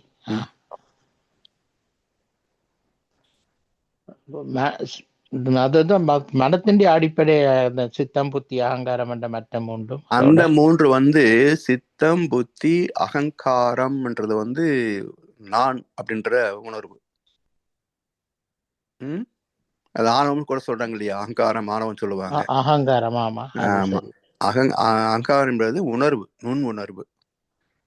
புத்தி, சித்தம், அகங்காரம் இது பெரிபெரல் கான்சியஸ்னஸ். அதாவது புலன் வழி பெறக்கூடிய அனுபவங்கள் இதெல்லாமே அது பெரிபெரல் கான்சியஸ்னஸ். புறமனம் சொல்றோம் இல்லையா? அது புத்தி. சித்தம் என்பது சித் கூட்டல் அம். இது மூளையை கொண்டு சிந்தித்து செயல்படுவது சித்தம். அடிமனம் அகங்காரம். இது 2 கடந்து ஆத்மாவோடு ஒன்றுகின்ற நிலை தவம். அதாவது அறிவு சார்ந்த உணர்வு, சிந்தனையோடு கலந்த மனசு, சிந்தனையை புறக்கணித்த அலட்சியம் இன்னொரு மனசு, மாயை. இதான் புத்தி, சித்தம், அகங்காரம். என்ன சொல்லுவாங்க? புறமனம், நடுமனம், அடிமனம் தமிழ்ல. அதான். புறமனம் என்பது புலன்களை மட்டுமே பயன்கொள்வது. நடுமனம் என்பது மூளையோடு புலன்களை பயன்கொள்வது, சிந்தித்து பயன்கொள்வது. அடிமனம் என்பது இறைவன். இது 2 கடந்து ஞானப்பேறு அல்லது அமைதி நிலை, என்ன சொல்வது, தன்னை அறிகின்ற நிலை, தவம். அப்படி. சரி, ரொம்ப சிறப்பையா. வாழ்க வளமுடன். நன்றி ஐயா. வாழ்க வளமுடன். வாழ்க வளமுடன். மிக்க நன்றிகள் ஐயா. வேற யாராவது இருக்கிறாங்களா கேள்வி கேட்க? ஐயா அவர்கள் சொல்லுங்க ஐயா. ஐயா, இப்ப நீங்கள் சாந்தியம்மாவுக்கு சொன்ன பதில்ல இந்த அறிவினுடைய இந்த பயணம் ஒரு தன்னிச்சையான பயணம், திட்டமிடப்படாத. ஆமா, தன்னிச்சைதான். கினமேட்டிக் என்றால் தன் எழுச்சி தானே. தன்னெழுச்சி, தன்னெழுச்சியான பயணம். ஆமா. இப்போ ஒரு அந்த தன்னெழுச்சியான அந்த பயணத்துல அது தன்னை ஒவ்வொரு படித்தளங்கள்ல அறிந்து கொள்கிறது. ஆமா, இயல்புக்கம். ஆமா. இப்ப கேள்வி, இப்ப இந்த அறிவு தனது பயணத்தை மீண்டும் ஒரு தடவை, இது ஹைப்போதெட்டிக்கல் கேள்வி மாதிரியா கேட்கிறேன். இப்ப இது திரும்பி இந்த பயணத்தை முதல்ல இருந்து ஆரம்பிக்கிட்டான். இப்ப இந்த உலகம் எல்லாம் அழிஞ்சு அல்லது இந்த என்னன்னு சொல்றது, இந்த அழித்தல் ருத்ர சிவம் வந்து அழிந்து முதல்ல இருந்து திரும்பி வருகின்ற போது அந்த பயணம் இதே பாதையில இடம்பெறுமா அல்லது அது வேற பாதையில விரும்புறதுக்கும் வாய்ப்புண்டா? அதாவது நாம இந்த உலகத்தை தான் அழிக்க முடியும், பூமியை தான் அழிக்கலாம். பூமி பிரபஞ்சத்தை அழிக்கலாம் தானே ஐயா? முடியாது, முடியாது, முடியாது. பிரபஞ்சம் அழியாதா? அழியாது. ஏன்னா நம்முடைய ஆயுதங்கள் எல்லாம் பூமியை தாண்டி போகாது. இல்ல, இயற்கையாக அழிகின்ற போது இயற்கை அழியாது, அழியாது. அதுக்கு தேவையில்லை. ஏன்னா பிரளயம் என்பது பஞ்சபூத சேர்க்கை என்பது எங்க இருக்கோ அதுதான் அழிவுக்கு உட்படும். சூரியனோ நட்சத்திரங்களோ அழிவுக்கு உட்படாது. அதுல என்ன ஆகும், அந்த வான்காந்த துகள்கள் உள்ள போயிட்டு வெளியே வருகின்ற போது அந்த நிகழ்ச்சியில் தொடர்ந்து நடந்துகிட்டே இருக்கும். ஸோ இயக்கங்கள் தொடர்ந்து இருக்கும். அதனுடைய இயக்க வேறுபாடு தகுந்தாற்போ இடம் கொஞ்சம் மாறலாம், கோணங்கள் கொஞ்சம் மாறலாம். ஆனா முற்றிலும் எல்லாம் அழிஞ்சு போய் மீண்டும் ஒரு சத்தியுகத்துல இருந்து படைக்கப்படும் உருவாகும் என்பது சாத்தியமே கிடையாது. இந்த நட்சத்திரங்கள் இல்லாம எரிஞ்சு அது சும்மா கதைக்கு சொல்றதா. நட்சத்திரம் எங்க எரியுது? அதாவது இப்போ சயின்ஸ் என்ன சொல்றாங்க, ஒரு சூரியனிலிருந்து கிளம்பி வந்த அந்த சுடர்கள் எப்படி நம்ம இந்த கம்பி மத்தாப்புல வருகின்ற ஒவ்வொரு பொறியும் நட்சத்திரம் மாதிரி தானே இருக்கு, இல்லைங்களா? நம்ம உருவாக்குற பட்டாசுலயே அந்த கம்பி மத்தாப்புல இருந்து வரக்கூடிய பொறியை பாருங்க, நட்சத்திரம் மாதிரி தானே இருக்கு. அது போல ஏதோ ஒரு சூரியன்ல இருந்து வெளிப்பட்ட அந்த ஒளி கீற்று நட்சத்திரத்தோட போல வரும். அது நம்ம பூமியும் சேர்றதுக்கு 4 வருஷம் ஆகுதுன்னு சொல்லி சயின்ஸ்ல சொல்றாங்கல்ல. அதனால்தான் நட்சத்திரம் மின்னி மறைந்து போகும். சரிங்களா? அப்போ ஒரு நட்சத்திரம் வருதுன்னு சொன்னா அந்த ஒளி கீற்று தொடர்ந்து வந்துகிட்டே இருக்கும். எப்படி அந்த கம்பி மத்தாப்பு எவ்வளவு நீளம் இருக்கோ அது வரைக்கும் அந்த ஸ்டார்ஸ் வந்துகிட்டே இருக்கும். நீளம் முடிஞ்சு போச்சுன்னா அணைஞ்சு போகுது. ஆனா இங்க அப்படி அணையறதுக்கு வாய்ப்பு இல்லை. தொடர்ந்து அந்த நட்சத்திரங்களிலிருந்து அந்த கீற்றுகள் வந்து கொண்டே இருக்கும். அது அவை நமக்கு மின்னுகின்ற நட்சத்திரங்களாக லிட்டில் ஸ்டார்ஸ் வானத்துல தெரிஞ்சுக்கிட்டே தான் இருக்கும். இடம் மாறிக்கிட்டே இருக்கும். ஒரு இடத்துல நீங்க பார்க்கறது முடியாது இல்லையா? அப்ப பூமி மட்டும்தான் அழியும், பிரபஞ்சம் அழியான்னு சொல்றீங்க? அழியாது. பூமியை அழிக்க முடியாதுங்க. வேற ஷேப் மாறும், அவ்வளவுதான். பூமி அழித்தல் அப்படின்னா இந்த கடல் இருக்காது, மண் தன்மை இருக்காது. இதுதான் அழிக்க முடியும். கடல் வத்தியா போகும், இல்லைங்களா? கடல் வத்தி இருக்குத்தானே? வத்தி தான் மண்ணை மாறிட்டு இருக்குது. கடல் நீர் மணலா மாறி மண்ணா மாறி சத்து மண்ணை மாறித்தான் ஜீவன் வருது. இதெல்லாம் முடிஞ்சு போறதுக்கு எத்தனையோ கோடிக்கணக்கு வருஷம் ஆகுங்க ஐயா. அப்படி போற போது என்ன ஆகும், அடுத்த கோள் ரெடி ஆயிரும். செவ்வாய்க்கோள் அதுக்கு ரெடி ஆகலாம். இது எத்தனையோ கோடி வருஷம் ஆகும். இது சும்மா ஹைப்போதெட்டிக்கல் ஏதாவது சொல்லிட்டு தெரிய வேண்டியது சயின்ஸ்ல. ஏதோ 100 வருஷமாக 200 வருஷமாகும் 1 கோடி வருஷமாகும். ஆனா ஆயிட்டு போகுது. நம்ம இருக்கிற வெறும் 10 வருஷம் 40 வருஷம் தானே. நம்ம ஆயுளுக்கு மேல என்ன நடக்குது நம்ம இங்க பார்க்க போறோம். ஆனா முழுதும் அழியாதுங்க, சாத்தியமே கிடையாது. அதுக்கான கூறுகள் இல்லை. யுத்தத்தால் அழிச்சாலும் கூட பூமியுடைய கற்றங்கள் அழியும், மண் பகுதி பள்ளமாகும், அவ்வளவுதானே தவிர என்னத்தை பண்ணிட முடியும். மண்ணில் இருக்கக்கூடிய அந்த சத்து இருக்காது. பயிர்கள் உருவாக்கக்கூடிய அந்த தன்மையெல்லாம் இந்த மருந்து கலந்ததுனால அது அதனுடைய உயிர்த்தன்மை போயிடும். இப்போ மணல், மண், சத்து மண் 3 ஸ்டேஜ் இருக்குங்க. சத்து மண் அப்படின்றது வந்து ஒரு பயிர் உருவாவதற்கான ஒரு மெச்சூரிட்டி ஸ்டேஜ். ஸோ கடலில் மணல் உருவாகுது, மணல் அப்படியே இதாகி மண்ணாக மாறும். மண் வந்து சத்து மண்ணாக மாறணும். அந்த சத்து மண் தான் நமக்கு தாவரம் முளைக்கும். எல்லா மண்ணுமா பயிர் முளைக்குது. இப்போ மண்ணின் சாரம் எதை சொல்கிறோம்? சத்துக்களின் சாரம் தானே மண்ணின் சாரம். இப்போ இதெல்லாம் நமக்கு தெரியாமலே இந்த பூமி வந்து இயற்கை இதெல்லாம் நடத்திட்டு இருக்குது. நாம கண்ணா சொல்லுவார், அதிகமாக படிச்சு மூளை குழம்பி போச்சு, அணுகுண்டதா போட்டுக்கிட்டு அழிஞ்சு போகலாச்சுன்னாரு அன்னைக்கு ஒரு பாட்டுல. இன்னைக்கு அதிகமா படிச்சு அணுகுண்டு கண்டுபிடிச்சதுனால தானே அழிக்கிறோம். இல்லைங்களா? அது ரொம்ப தமாஷா சொல்லுவார், அதிகமாக படிச்சு மூளை குழம்பி போச்சு, அணுகுண்டதான் போட்டுக்கிட்டு அழிஞ்சு போகலாச்சு.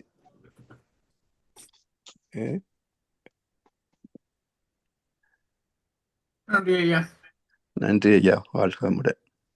வாழ்க வளமுடன். மிக்க நன்றிகள் ஐயா. வாழ்க வளமுடன். ஐயத்துடன் நிறைவு செய்து கொள்ளலாமா? செய்துக்கலாமா? யாரும் இல்லை தானே கேள்விக்கு? மிக சிறப்பு ஐயா. ஐயாவினுடைய உரை ஒரு பகுதி விளக்கங்கள் தெளிவிலே இருந்தாலும் அடுத்து மேலும் அன்பர்களுடைய கேள்விகளுக்கு ஐயா கொடுக்கக்கூடிய அந்த விளக்கங்கள், விரிவான விளக்கம், அது நிறைய பேருக்கு மனதில் ஏற்படுற சந்தேகங்களுக்கு கூட அந்த விளக்கத்துக்குள்ளே விடை கிடைத்து விடுறது. அதனால இந்த சிறப்பான ஒரு சிந்தனை உரை இன்றைக்கு அமைத்து கொடுத்த ஐயாவுக்கு அனைவரும் சேர்ந்து நன்றி உணர்வோடு ஐயாவை வாழ்த்துவோம். முதுநிலை பேராசிரியர் பழனிசாமி ஐயா அவர்கள். ஐயா அவர்களின் உடல் நலம், மனவளம், பொருளாதார வளம், ஐயா அவர்களின் அன்பு குடும்பம், ஐயா அவர்களின் வேதாத்திரிய தொண்டு மென்மேலும் சிறந்து ஓங்க,